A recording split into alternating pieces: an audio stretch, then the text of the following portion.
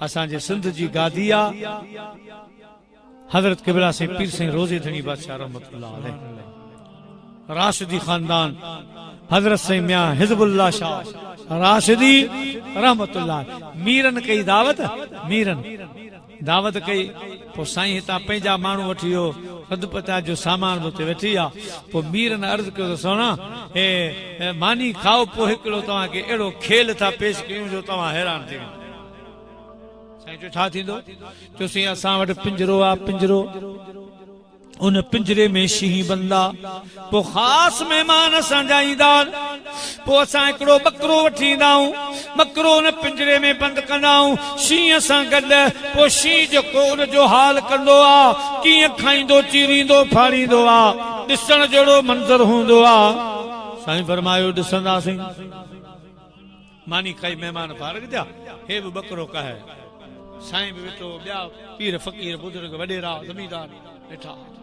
जॾहिं बकरो गुज़रियो, साईं हिजबुल्लाह शाह उन बकरे जे पुठीअ ते हथ रखियो। सुभान अल्लाह। हथ रखियाऊं, तारीख़ जा लफ़्ज़। बकरो जॾहिं उन पिंजरे में दाख़िल थियो, शींहं वेही रहियो, बकरो हुन जे मथां चढ़ी वेठो। सुभान अल्लाह।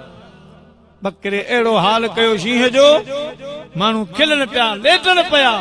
मीर वेचारा शर्म में बुॾी विया। अरे असां हेॾी टार हई, हेॾी वॾी ॻाल्हि कई, पर बकरे त असांजी सॼी इज़त वञाए, पंहिंजो शींहं वञाए छॾी। शींहं कुछो ई कोन, शींहं मुक़ाबिलो कोन कयो। बकरे मुंहिंजा प्यारा मल्लू हणी केराए विधो।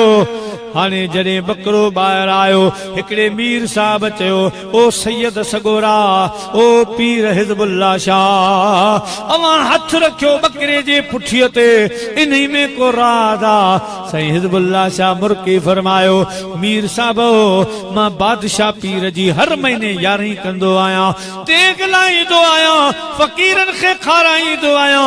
अवां जो बकरो मूंखे ॾाढो वणियो। मूं चयो इतां बची आयो त बादशाह पीर जी यारहीं में हलाईंदासीं।